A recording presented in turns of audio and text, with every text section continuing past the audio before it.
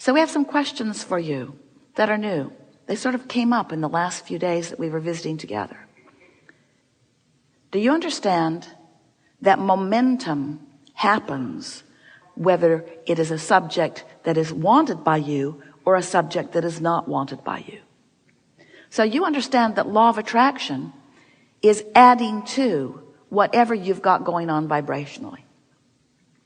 So does it seem reasonable to you that you could go to bed worried about something, slumber through the night where your attraction stops, wake up in the morning, pick up where you last were thinking or feeling, and continue the momentum?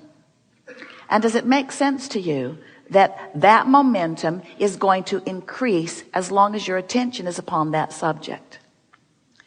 Does it make sense to you that different subjects of your life, like children, husbands, wives, partners, spouses, lovers, mates, friends, strangers, does it make sense to you, circumstances and events, people, places, things, all kinds of different subjects have similar vibrational momentum? So it's possible to garner a vibration of inconsideration, even victim,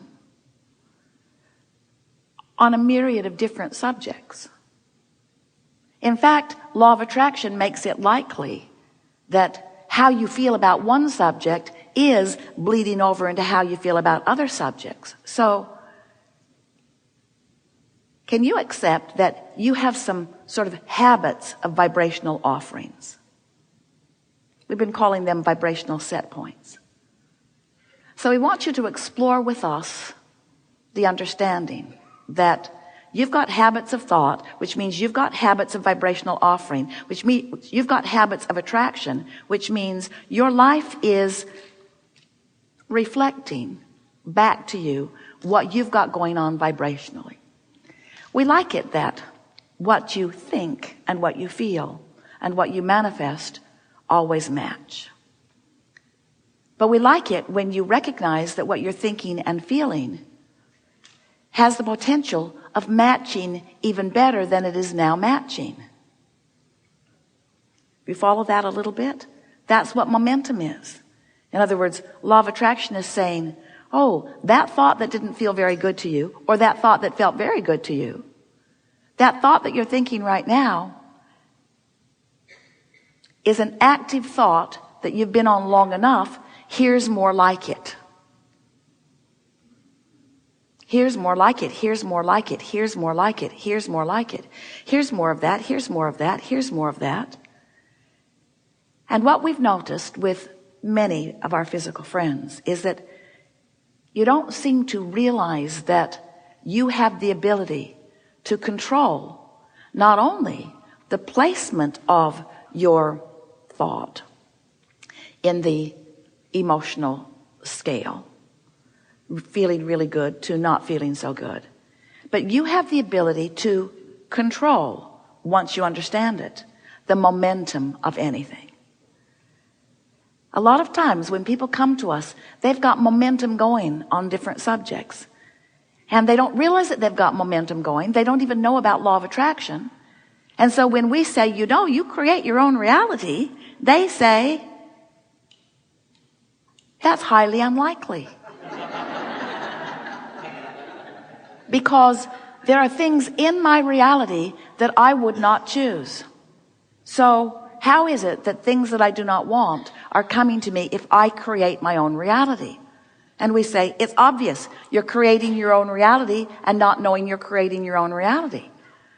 And usually that is annoying to people. I should have come with a manual. Someone should have told me how it is I create my own reality. And we say, we're here to tell you how you create your own reality.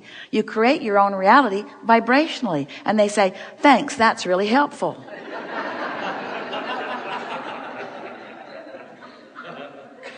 And then we go on to explain that you can tell the vibration you're offering by the way you feel. And it takes a little while at first when somebody tells you that you create your own reality. You feel a little excited, a little exhilaration about it, because the idea of controlling your own experience is something that all of you really want. Yes? But then there's a sort of feeling that comes over you that this is really hard, because I create my own reality, which means I have to be vigilant, I have to be diligent, I have to be aware of what my vibrations are, vibrations that I'm not even aware that I'm offering. Abraham, you tell me that I see because I'm a vibrational translator, but I don't remember that class. You tell me that I hear because I'm a vibrational translator, but I don't remember that class either. I was just born with these things. And we say, yes, and you were born with this vibrational discernment of the reality that you're creating. It's called your emotions. And you say, oh yeah, those. Well, I've pretty much learned not to feel too much, because, you know, you just can't control things. And if you care too much, it's a painful life. And we say, that's why it's a painful life. Because you have not really been discerning your vibrations. And mostly that's because you haven't understood what those emotions are telling you. So we're here to remind you, we know you know, but we're building up to something that you don't know. We're building up to something that you might know, but you probably don't know, that we know, that we want you to know. And we know that when you know it, the knowing of that is going to make all the difference to everyone you know.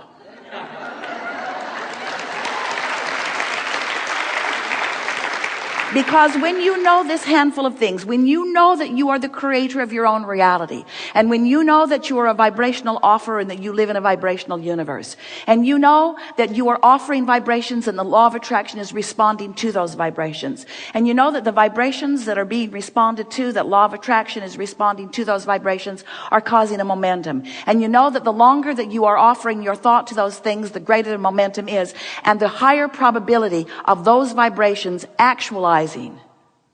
That's the thing that we want you to be aware of.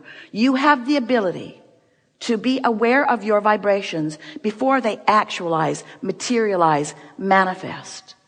But you know, this isn't a seminar on trying to get you to not create the things you don't want so that you can begin to create the things you do want. Really, friends, soon we'll be having seminars on demanifestation, because you'll just have too much stuff all around you. This is a seminar about understanding your vibration in the moment so that you can feel the momentum at your highest levels of creation. Because momentum is momentum. And when it gets going, it is powerful. And when powerful momentum that is not in harmony with who you are gets going, it clashes with the powerful momentum of who you really are. And that causes a tug of war within you that is unpleasant at least, and unbearable at most, you see. And you didn't come to have an unpleasant experience. You came to have a pleasant experience in conscious, deliberate awareness of creation. You came to think thoughts on purpose. You came to get your hands in the clay. You came to mold the energy. You came to access the energy that creates worlds. You came to exercise the leverage of alignment. You came to live happily ever after. You came for joyous expansion. The basis of your life is absolute freedom. Most humans don't know that. Because you look around and you see things you don't want, and you feel that if you really had the freedom, you would choose differently. But you are so free that you can choose bondage. You are so free that you can choose vibrations that are not up to speed with who you are and what you deserve. The basis of your life is freedom. And the result of it is expansion. And you can't do anything to stop that. That's a good thing. Expansion, evolution of all species, evolution of all ideas, evolution of all that is good. That's what you came to experience. So if you'll put your sights on the third leg of this triad of powerful intentions that you were born with, freedom and growth and joy. If you will put your attention upon joy, you will tune in to your awareness of your vibrational relationship with who you really are. And when you have steady, chronic, conscious, deliberate awareness of where you stand in relationship, not with who source is and not with who you were before you were born, but with who you have become and who source has become as a result of the exploration that you've been living. When you allow yourself to stay up to speed with who you are, then you will be the freedom-seeking, loving being who is joyously expanding. And that's what we're all about, you see. So in this creative experience, you've been listening to us for a while. It's a 3-step process, really. Contrast causes you to ask. Step 1, pretty easy to acknowledge, isn't it? And step 2 is law of attraction's response to what you're asking for. Now, always, as you've been hearing us offer those words, it's been a sort of chronic assumption that we are saying that when you ask, source answers. And the assumption is, well, that must be when I ask for something good, source answers. And if I were to ask for something not so good, then source wouldn't answer. Because source is good. So why would the source that is good answer something that doesn't feel so good? And we say, because the basis of your life is freedom. You're so free, you can choose vibrations that are not up to speed with who you really are and what you really want. So it turns out that when you ask for something, and how do you ask? With your words? With your vibration.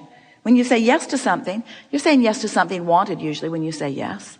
And yes, unless there's a very strong person influencing you who really wants it and you just want to please them. But when you say yes, you usually want what you're saying yes to. How about when you say no? Do you want what you're saying no to? But no is like yes, isn't it? In a vibrational universe. Because there's no exclusion. And anything you give your attention to, you're inviting into your experience. So step 1 says ask. And you ask by giving your attention to something. And step 2 is, by law of attraction, that which you are asking for will come to you. It comes to you for greater perusal. It comes to you for greater understanding. It comes to you for greater consideration. It comes to you for greater decision. It comes to you so that you may make the choice about whether you want to continue the momentum of this choice or not. Did you know you have that choice? Most don't. You get going on something, you beat the drum of it a little bit. Maybe something you saw on television got you thinking about it.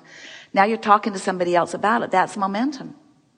In other words, anytime you continue a conversation about something, you're continuing momentum. But why is that? Why is it? Why is it that you sometimes feel inspired to continue conversations in the direction of unwanted things? It's momentum. It's law of attraction. So we should just get rid of law of attraction, yes? Or you could exercise more deliberate creative control within law of attraction. So step 1 is you ask. You ask for things all day, every day, wanted and unwanted. And step 2 is they are given. Because when you ask, it is given every single time. Step 3 is you find some way of allowing what you're asking for. Now, friends, have you been listening to us for a while? Is this a conversation you've heard from us repeatedly? Were you usually assuming that when we said, when you ask and it is given, that it was good stuff? Mostly. So when we talk about the vortex that you're creating, the vibrational version of it, and we tell you that everything that you want is in that vortex, we want you to know that you're creating vibrational versions of all kinds of things. And that when you do step 3, which is allow, you allow the contents of that vortex to flow into your experience. What about that? Anybody having a revelation here? So we've been talking about this grid, your point of attraction. And your point of attraction is just that, well named point of attraction. It's what you are asking for, but it's also what